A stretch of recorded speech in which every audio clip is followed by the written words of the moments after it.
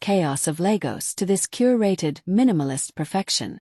2 years of learning the intricate dance of Korean high society, of smiling until her cheeks ached at banquets where she was the exotic curio, the African rose plucked by the enigmatic Kim Air. She had loved him. God, she had loved him with a ferocity that scared her. Min Jun, the man who had swept into her life at a London art gallery. His eyes holding a warmth that belied his formidable reputation. He spoke of building bridges between continents, of a future painted in bold, shared colors. But the man standing across from her now was a stranger carved from ice and shadow. Kim Min Jun didn't look at the papers. He looked through her.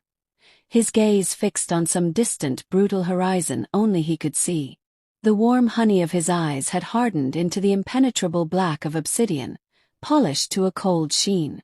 The charming businessman was a phantom. The truth had revealed itself a week ago, not in a confession, but in a symphony of violence in their underground garage. She'd come home early from a charity event. The smell of copper and gunpowder had hit her first. Then the sight. Min Jun, his white shirt sprayed with crimson, standing over two groaning men while his lieutenant, Jae-hoon, barked orders into a phone. It wasn't a business dispute. It was an execution. The rumors she'd heard whispers of Jumgangpa, the Diamond Gang, were not just whispers. They were her husband's legacy.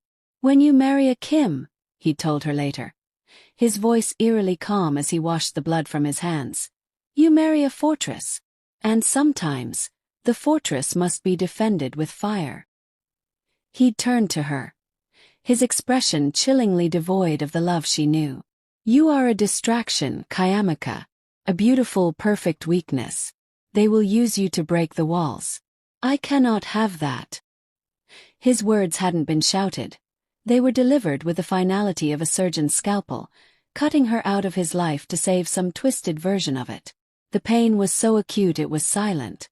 It hollowed her out, leaving only a shell of dignity and a secret that bloomed in the darkest, most protected part of her soul, a secret she would carry away from this ice palace. Now, clutching her purse that held a one-way ticket to Lagos and a single grainy ultrasound image she could never bring herself to look at, she turned towards the elevator. She didn't look back. She couldn't.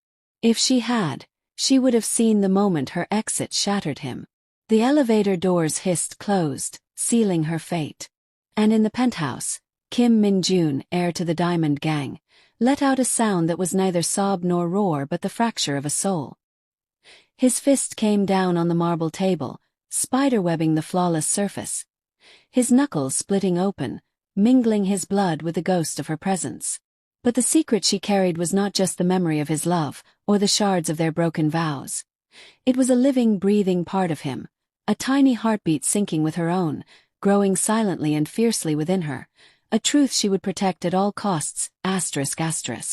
8 months later, the vibrant, welcoming chaos of Lagos was a balm to a spirit scorched by soul's cold order. In her family's sprawling compound in Victoria Island, surrounded by the riotous colors of bougainvillea and the constant, comforting symphony of her relatives' voices, Kayamaka Uzoma was rebuilding herself. She was no longer Kim Kayamaka, the sheltered society wife living in a gilded cage. She was Amaka again, daughter, sister, entrepreneur, co-owner of Oso Ebi, a boutique that fused Nigerian textiles with contemporary design, which was becoming the talk of the island. Her family had become a fortress of their own. Her mother, Ijeoma, a formidable woman with eyes that missed nothing, had simply opened her arms. Her father, Chikwudi, had asked no questions, only increased the compound's security. Her brother Emeka, a tech entrepreneur with muscles earned in the gym, had appointed himself her personal guardian. Their love was a loud, messy, healing thing. But her peace was a fragile shell, like the delicate coral on Tarqua Bay. Beneath the flowing, elegant lines of her handmade Ankara dresses, her body cradled her ultimate secret, a son. His kicks were not gentle flutters. They were fierce, deliberate jabs, a constant, powerful reminder of his father's intensity. She'd named him Somtachiku in her heart. Join me with God. Plea and a promise. Her family knew, of course. Their support was unwavering, but their anger towards Min-jun was a simmering pot perpetually on the stove.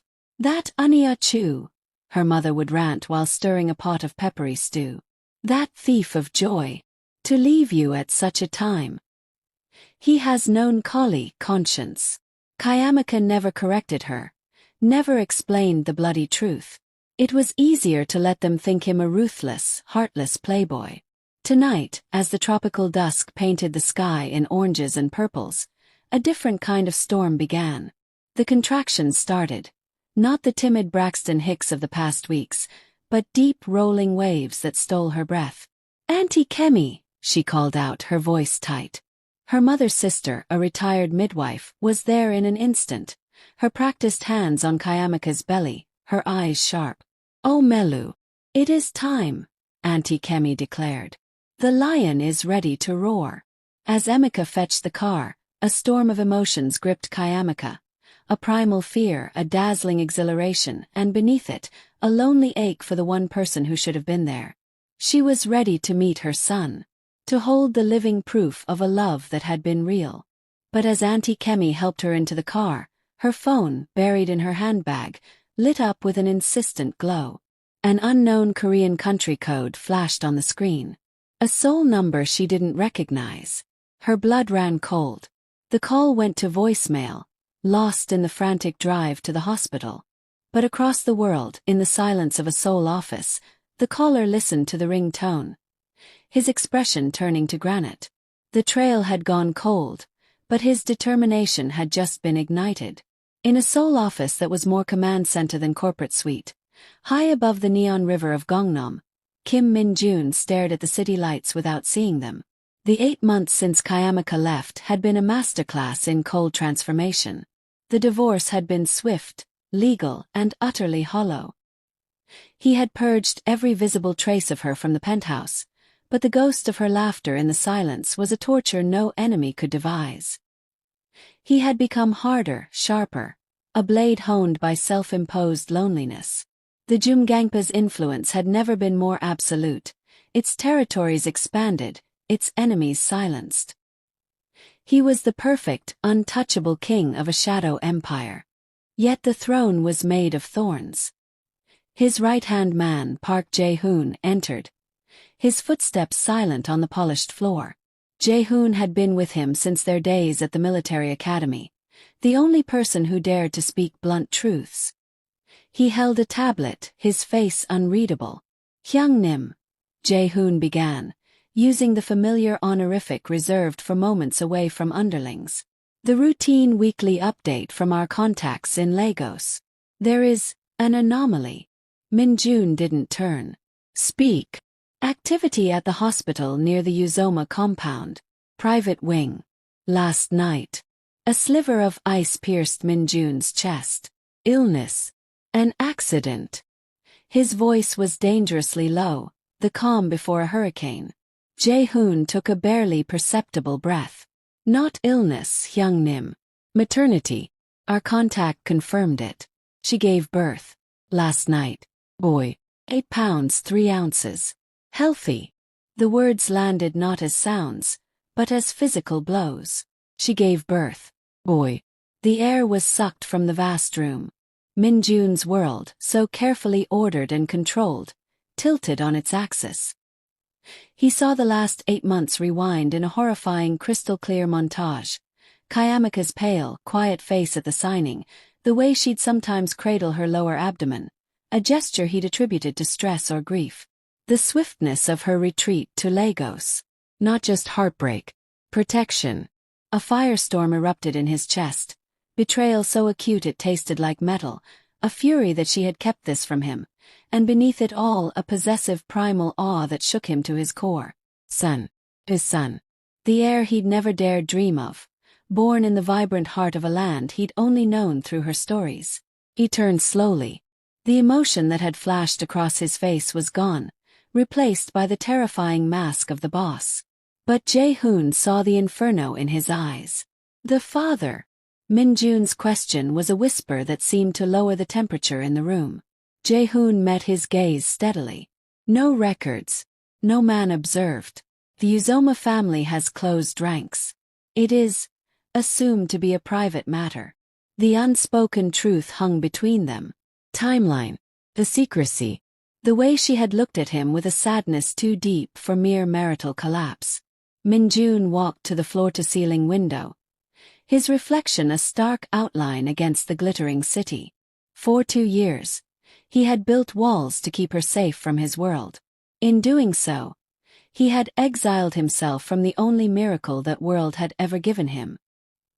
He turned back to Jae-hoon, the decision etching itself into his very posture. Cancel everything. Ready the jet. We leave for Lagos in 2 hours.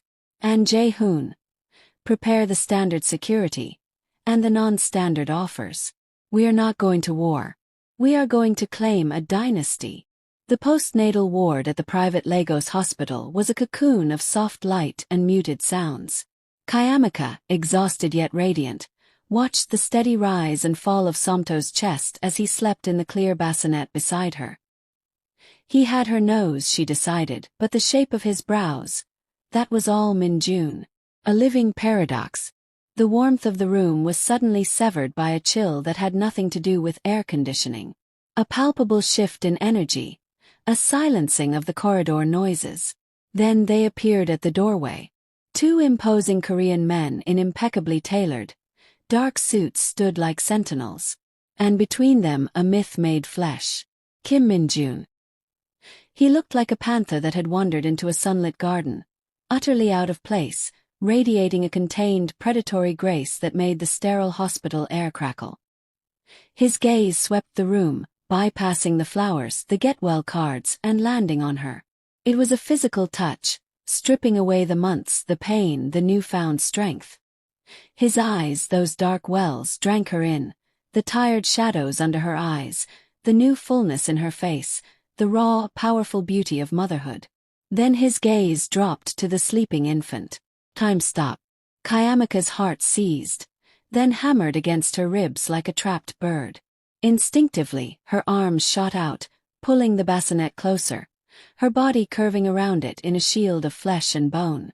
Her brother Emika, who had been dozing in a chair, was on his feet in an instant, his broad frame moving to block the bed. "What is this?" he growled, his Nigerian accent thickening with menace. "You are not welcome here, Kim. You lost any right to be here the day you signed those papers." Minjun's gaze didn't waver from Kayamika. He took a single step forward, and the 2 bodyguards subtly widened their stance. "You were pregnant," he stated. The title's question was gone, replaced by a raw, accusing fact that vibrated in the small room. "And you didn't tell me." The accusation hung in the air, a gauntlet thrown.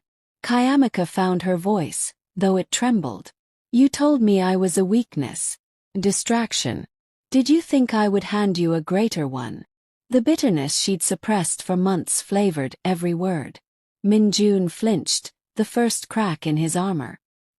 His eyes flickered to the baby again, a hunger so profound it was frightening. "Is he?" "He is mine," Kayamika interjected, her voice hardening. "He is Somtachukwu Uzoma."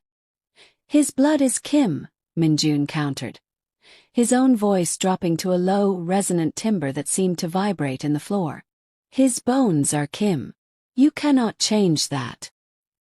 He looked at Emika, then back to Kayamika, the boss negotiating. "I am not here to cause a scene in this place. I am here to see my son." A tense silence followed, a cultural standoff, Nigerian familial protectiveness, a fortress of love and fury, facing down Korean patriarchal authority, forged in legacy and cold steel.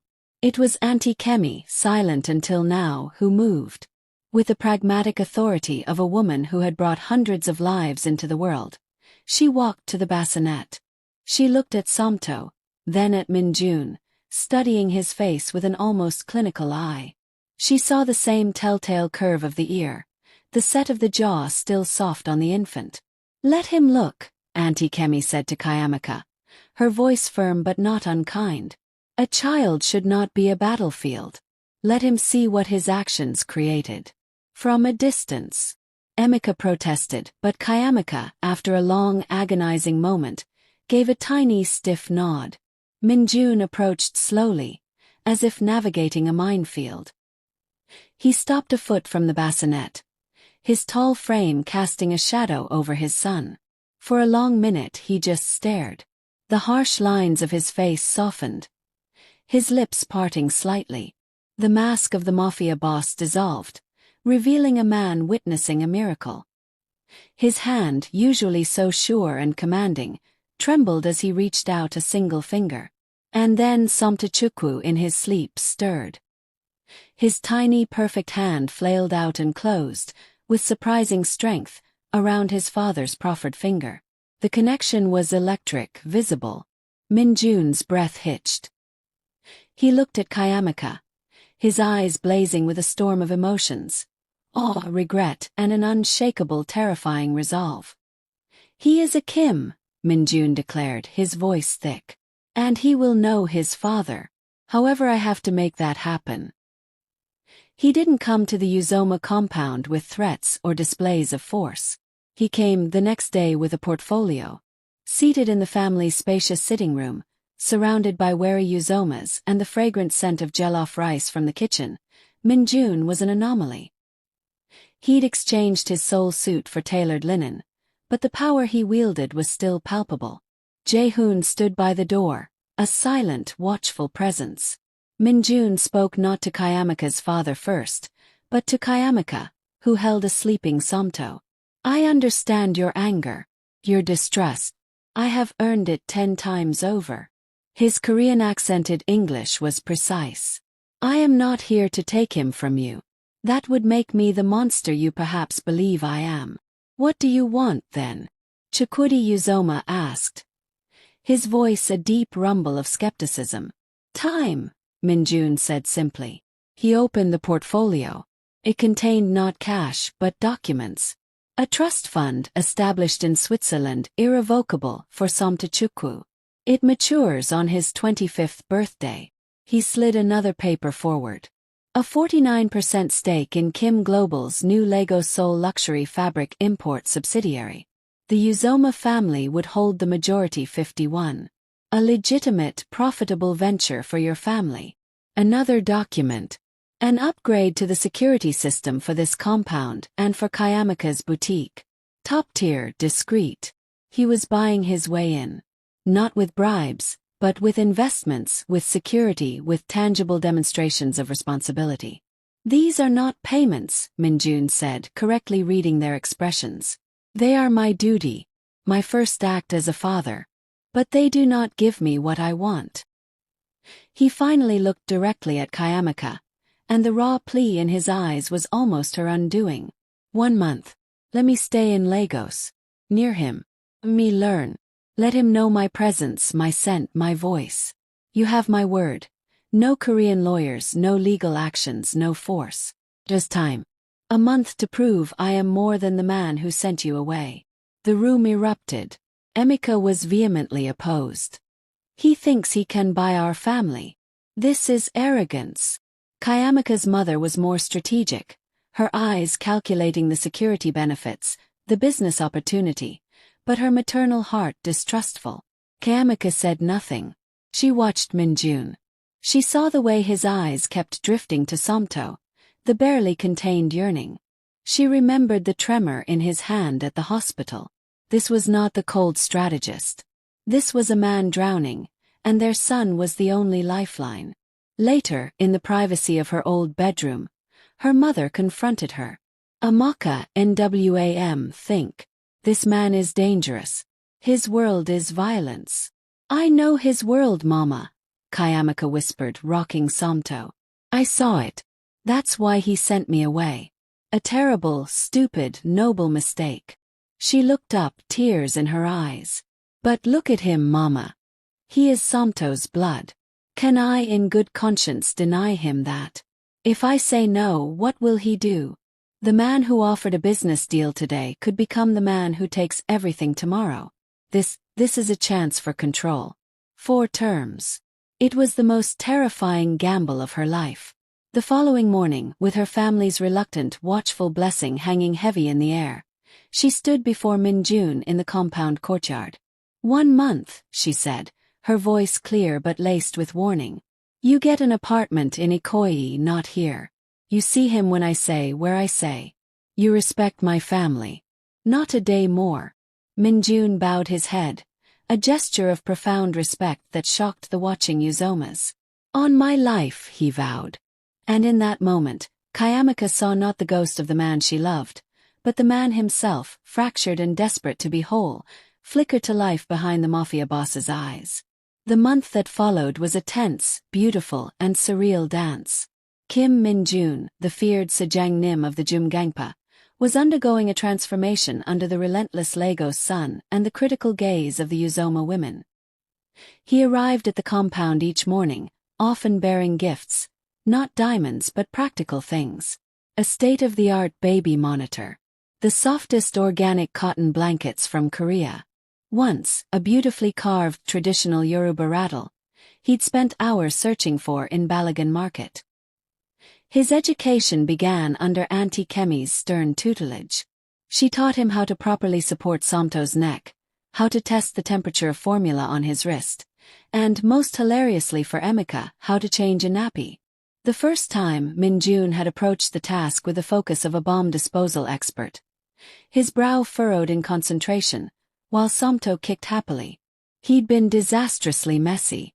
By the third try, he was efficient, even gentle, earning a grudging nod from Auntie Kemi. He ate dinner with the family, perspiring nobly through Igioma's fiercely peppered goat meat stew and pounded yam, drinking the water they offered without complaint. He listened to Chukwudi's stories about Nigeria's independence era, asking thoughtful questions. He was, to their growing astonishment, a perfect guest. But with Kayamika, the path was mined with unsaid words. They talked of Somto's feeding schedule, his smiles, which Min-jun was convinced were for him alone, his future. They discussed the import business, Min-jun offering shrewd insights that impressed even Emika. But the past was a wall between them, and the future a cliff they dared not look over. One quiet afternoon, Somto slept in a crib on the shaded veranda. Min-jun sat beside it, simply watching. His expression one of such unguarded wonder it made Kayamika's heart ache. She brought out 2 glasses of zobo. You're different here, she ventured softly. He didn't look away from his son. Here I am not the heir. I'm just a man. It is a freedom I didn't know I lacked. He paused. The silence in Seoul is different now. It's not peaceful. It's empty. She gathered her courage, the question that had haunted her for months finally spilling out. Why did you really send me away, Min-jun? The truth. Not the weakness speech. He was silent for so long she thought he wouldn't answer. Then he spoke, his voice low and haunted. 3 weeks before you left, the Bailma ambushed my car. Jihoon was driving. They used a truck. It was not a warning. It was an attempt. We survived. But in the hospital, all I could think was, Kayamika was supposed to be with me for that meeting. She cancelled last minute. He finally looked at her. His eyes pools of remembered terror. The man I was becoming, the world I ruled. It was a poison. I saw your face lifeless in that wreckage every night. I thought if I cut you out, if I made you hate me, the poison would never touch you. Or our child, though I did not know he existed. He swallowed hard. It was the greatest mistake of my life. A sin I will spend every breath trying to atone for. The confession hung between them, raw and devastating. Before she could process it, his phone buzzed. He glanced at it, and the softness in his face vanished, replaced by the chilling mask of the boss. Jaehoon. Car has been idling 2 blocks down for 3 hours. Nigerian plates, but the description of the occupants is not Nigerian. The outside world, his world, had found them. The truce was over. The idling car was a breach. Message. Jaehoon and Emika, in a rare moment of alliance, had investigated. The car was clean, rented under a false name. The men inside were Korean, lower-level Bailma scouts. They'd been sent to confirm Min-jun's location, his vulnerability, His month of domesticity had been noted. It was, in the brutal calculus of gang politics, a sign of softening. Target. That night, Min-jun didn't leave the compound. He stood guard on the wide veranda, a silhouette of lethal intent against the moonlit bougainvillea. Kayamika found him there, a cold cup of tea forgotten beside him. "You brought your war to my son," she accused, fear for Somto sharpening her words into knives. He turned, and the anguish on his face was real. "My war was always there, Kayamika. Lives in my blood. But now I have something real to fight for. Something to live for, not just rule for." He stepped closer, his voice dropping to an urgent whisper. "They saw pictures. They know I am here not as a boss on business but as a man, as a father. They see it as a distraction, a loose thread. They will pull it to unravel me. So what? You run back to Seoul and hide. You leave us here as targets." The us slipped out, binding her and Somto together in the threat. His response was swift. He closed the distance between them, not with aggression, but with a desperate urgency. He took her shoulders, his touch firm but not hurting. "No. Running is what I did before. It is what broke us." His eyes searched hers, gleaming in the dark. "To secure your safety, permanently, I must return to Seoul. I must reassert control. I must end the Bailma, not just push them back. But I cannot do it alone." A cold dread slithered down her spine. "What are you saying? I must return to Seoul. And I cannot go alone." He released her shoulders, his hands coming up to cradle her face, his thumbs brushing her cheeks. "Come with me. Not to the old penthouse. To a new house, a fortress I built after you left, dreaming of a day I knew would never come. Month. Give me 1 month in Seoul on my territory, but in a place I made for us. Let me show you the life I can truly give you, one not of fear but of absolute safety, of honor, of legacy for our son." A tear, shocking and genuine, traced the sharp line of his cheekbone. "If after that month you look me in the eye and tell me you want to return to Lagos, I will sign over everything. The trust, the business, my soul. I will let you go. Forever. And I will spend the rest of my life ensuring no shadow from my world ever touches you again." It was an impossible offer. A gamble with their son's future, with her heart, with everything. Looking into his eyes, seeing the boss, the man, the penitent, and the father all warring within him, Kayamika felt the walls around her heart, built over 8 months of lonely strength, begin to crumble. The choice was no longer just about safety. It was about truth. 1 month in Seoul, she heard herself say, as if from a great distance. Then we decide our future. Together. Preparing to leave for Seoul was an operation of military precision layered with familial chaos. The Uzoma compound was a storm of activity and emotion. Ijeoma packed enough dried peppers and egusi to stock a restaurant, in case they try to feed you that bland food. Chikudi had long, quiet talks with Min-jun about fatherhood, the mantle of responsibility seeming to pass between them in a way that surprised everyone. Emika remained distrustful but had begrudgingly coordinated with Jae-hoon on security protocols for the journey. Min-jun laid out the brutal, honest picture for Kayamika. The Bailma's leader, a bitter old rival named Kwon, saw Min-jun's connection to Lagos, his public displays of fatherhood, as a sentimental vulnerability. In their world, sentiment was fatal.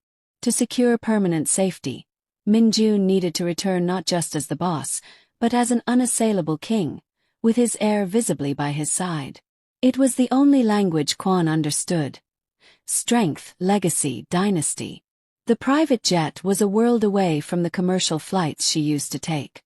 Somto slept through most of the journey, cradled in a bassinet that seemed designed for a prince. Min-jun didn't work. He watched them, his expression a mix of anxiety and awe. And Seoul, it was different. They didn't go to the cold, gleaming towers of Gangnam. The car wound its way into the wooded hills of Songbuk-dong, an area of old money and discreet luxury. The house was not a house at all, but a serene, sprawling Hanok-inspired villa, modernized to the point of being a technological fortress behind its traditional wooden gates and graceful curved roofs. It was surrounded by high walls, sophisticated sensors, and a small army of quietly efficient staff who bowed but asked no questions. "This is yours," Minjun said as they entered the airy sunlit main room, where floor-to-ceiling windows looked onto a pristine inner garden. Designed by a Korean architect who studied in Ghana. "I wanted a bridge." He showed her everything. A nursery that blended clean Korean lines with vibrant Nigerian Adinkra symbols stenciled on the walls. A kitchen where a Nigerian chef was already preparing jollof rice. A library with books in Hangul and English. A panic room concealed behind a painting of the Lagos skyline. He was trying. Profoundly, exhaustively trying. He took them with discreet security to Gyeongbokgung Palace, whispering Korean folktales to Somto. He had a tiny hanbok made for him. He spoke to him in soft Korean, teaching him the sounds of his other heritage. One evening, after Somto was asleep, he gave her a simple wooden box. Inside was not jewelry. It was the original paid-in-full deed to her Lagos boutique, also a B. And beneath it, share certificates. A 50% stake in Kim Global's most legitimate publicly traded arm, a green energy firm with projects on 3 continents. "Your independence," he said, his voice rough. "Your power. It is not tied to me as your husband. It is yours as Somto's mother, as Kayamika Uzoma. No one can ever take it from you. Not even me." It was the final brick removed from the wall. He wasn't asking her to be his dependent. He was offering her a partnership of equals, from a position of her own strength. The tears she'd held back for months finally fell. As she stood later that night on the veranda overlooking the quiet, glittering city. His arms came around her from behind, not demanding, simply holding. For the first time since she'd left, she relaxed into his embrace, her head resting against his chest. But in the deep shadows of the pine forest beyond the property's wall, a long-range camera lens, focused on the intimate scene, silently captured its image. The piece was an illusion. The black rose arrived at dawn. A single, perfect, midnight black bloom, still dewy with cold, placed precisely in the center of the villa's main gate. No note. No fingerprint. It was a classic Baelma calling card. A declaration of war and a promise. Asterisk, "We see your heart. We can pluck it." Minjun's face, upon seeing it, hardened into the merciless mask of the boss. The gentle father of the past weeks vanished. "It ends today," he told Jae-hoon, his voice like Siberian ice. "Gather the lieutenants. We root out Kwan's rats in the city. Then we go for the head." But Kayamika, holding a cooing Somto, stepped into his path. She was no longer the woman he'd sent away, terrified of the blood on his shirt. She was a mother who had crossed oceans for a chance at peace. "No," she said, her voice calm but steely. Stopped him cold. "You end it their way, it never ends. There will always be another Kwan, another rival who sees us as a lever." She moved closer, looking up at him. "You showed me a new soul. Home. Now let me show them the fire of Lagos. Let's end it our way." A dangerous, audacious plan formed over the next hours. It relied on the Baelma's arrogance, their contempt for her as a distraction, and their outdated view of Minjun as a man softened by sentiment. The stage was the annual Kim Global Charity Gala, the most prestigious event on Seoul's social calendar, attended by diplomats, conglomerate heads, and discreetly influential figures from both sides of the law. Minjun would attend as always. But this time he would not be alone. Kayamika appeared on his arm, a vision in a gown that was a masterpiece of cultural fusion. The structured elegance of a Korean hanbok silhouette in a deep indigo Ankara fabric patterned with golden geometric motifs. Her hair was braided into a regal crown.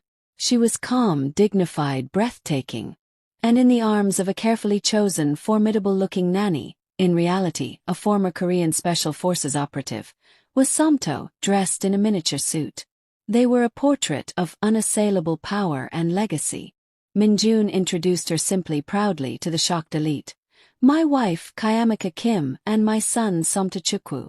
The resurrection of a wife everyone thought divorced, the revelation of a son. It was a seismic shock. As predicted, Kwon, an older man with a snake's smile, approached during cocktails. A beautiful family, Minjunasasai, he sneered, his eyes on Kayamika. Such delicate assets to have on display. One hopes your security is as strong as your sentiment. Before Minjun could unleash his fury, Kayamika stepped forward. She smiled, a radiant, fearless smile, and replied in fluent, perfectly accented Korean that made Kwon's eyes widen. Kwon-sai, is it? My husband's security is impeccable. But you misunderstand. My son is not an asset. He is the future. And you, her smile never wavered, but her eyes turned to ice. You are a ghost of a past my husband has already buried. A ghost who mistakes presence for power. She gracefully took a flute of champagne from a passing tray. To new beginnings, she toasted, her gaze holding his until he, flustered and publicly humiliated, was forced to take a sip and retreat. The move was a masterstroke. In their world, perception was everything. Kayamika had not cowered. She had confronted. She had claimed Minjun as her husband publicly, solidifying their union as a strength, not a weakness. She had exposed Kwon as a relic, undermining his authority in front of the entire ecosystem. The rumor would spread like wildfire. Kim Minjun's Nigerian wife was not a liability. She was a queen, and their heir was a crown prince. Back at the villa, the adrenaline faded into exhausted triumph. Minjun looked at her as if seeing her for the first time, not as the woman he needed to protect, but as the partner he had always needed. You called me your husband, he whispered, wonder in his voice. Kayamika, finally letting her guard fully down, touched his face. You were my heart, she whispered back, the full truth spilling out at last. And you never knew it. You were too busy trying to protect a shadow. The words broke him. He sank to his knees before her, his arms wrapping around her waist, his face pressed against Somto, who was sleeping in her arms. A shudder ran through his powerful frame. Then let me spend a lifetime, he vowed, his voice thick with emotion, learning its rhythm. Eternity would not be enough. But across the street, hidden in the gloom of an unmarked van, the viewer of the long-range camera screens watched the tender scene. A finger tapped the image of Kayamika's face. The plan had changed. She was no longer just leverage against Minjun. She was the primary target. The war for the empire was over. A new, more personal war had just been declared. The weeks that followed the gala were a honeymoon woven into the fabric of a new, cautious reality. With Kwon's influence crippled and his factions scattering, a tense peace settled over Seoul. In their hilltop villa, Kayamika, Minjun, and Somto forged a real family. Mornings were a tangle of laughter, baby feedings, and Minjun attempting to make pancakes while Kayamika teased him in a mix of Igbo and Korean. He taught her to play baduk, go, and she destroyed him at Scrabble, introducing Nigerian English words he'd never heard. They really talked for the first time. About their fears, their regrets, their dreams for Somto, a bridge between worlds, fluent in both, heir to the best of both. Minjun began the complex, painful process of distancing himself from the Jumgangpa's illicit activities, pouring his strategic mind into legitimizing the empire completely. Kayamika, using her new stake, began planning a Seoul branch of Aso-Ebi, a cultural hub. One rainy afternoon, as Somto napped, they sat in the quiet library. Minjun held her hand, tracing the lines of her palm. I used to think strength was being feared, he mused. Now I know it is having something you cannot bear to lose. Makes you vulnerable, yes. But it also makes you invincible, because you will do anything to protect it. Kayamika leaned her head on his shoulder. We lost so much time. We have all the time now, he promised, kissing her hair. But the shadow from the van had not disappeared. It had deepened. The individual, whose identity was a mystery even to Jae-hoon's best investigators, was not part of the Baelma. This was a lone wolf, with a more personal, more insidious grudge. The security feed showed nothing but blurred glimpses, a figure in a dark hoodie, always just out of clear focus. The only thing they knew was that this stalker was obsessed with Kayamika. Photos of her leaving the boutique site, buying coffee, playing with Somto in the private garden, were somehow being taken. The peace they'd fought for was a beautiful, fragile bubble. Min-jun doubled the security, a constant, silent presence that began to feel suffocating. Kayamika refused to be a prisoner in her fortress. "We can't live in fear," she insisted. "We won't let them steal this too." A decision was made. To reclaim a sense of normalcy, they would have a small, private ceremony.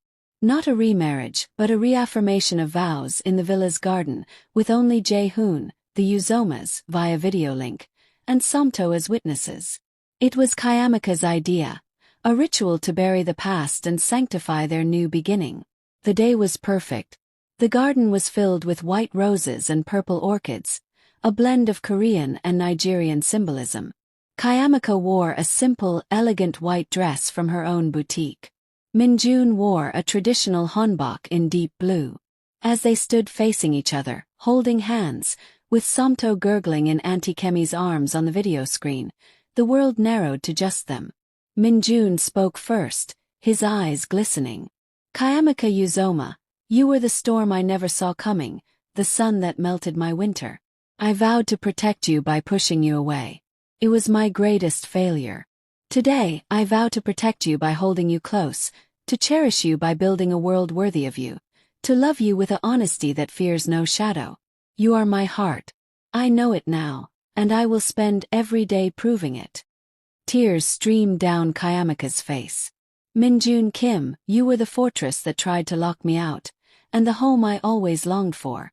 I vow to stand with you, not behind you, to be your strength as you are mine, to build a legacy for our son that is painted in the colors of both our souls. You are my heart. You always were." They exchanged simple silver bands, a contrast to the extravagant diamond she'd worn before. As they kissed, a soft cheer came from the laptop and a proud nod from Jae-hoon. It was a perfect moment of hard-won joy. Later, as the sun set, they stood on their balcony, Min-jun's arms around her, both watching Somto sleep in his crib beside them. The city lights twinkled below, a world they were learning to navigate together. But in the deep woods beyond the wall, the figure in the hoodie watched through high-powered lenses. The vow ceremony had not angered them. It had provided a perfect blueprint. The obsession had crystallized into a plan. The stalker's finger hovered over a button on a sleek device. With a soft click, every light in the villa, security lights, porch lights, garden lights, snapped off, plunging the property into an unnatural total darkness. The backup generators did not kick in. The silent alarms were dead. In the sudden, profound black silence, broken only by Somto's startled whimper, Kayamika and Min-jun froze, their hearts slamming against their ribs. This was not an attack from the outside. This was an invasion.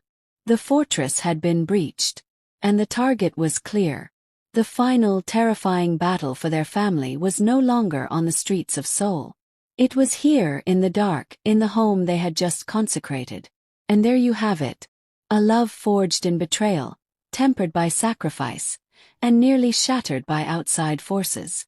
Kayamika and Min-jun have fought their way back to each other, vowing to face the future as one. But a new, unseen enemy has been watching from the shadows, an enemy not interested in their empire, but in tearing their family apart from the inside. The lights are out. The security is down. An intruder is inside the walls. Who is this mysterious stalker? What twisted grudge do they hold? And how far will Min-jun go to protect the family he just vowed to cherish? This is their darkest hour. The stakes have never been higher. If your heart is pounding, if you need to know if this family can survive the night, you cannot miss the next chapter. This story is exploding and you need to be part of it. Hit that subscribe button and ring the notification bell right now. Because when the lights come back on, nothing will ever be the same. Subscribe to find out who lives, who loves, and who will pay the ultimate price. Do it now.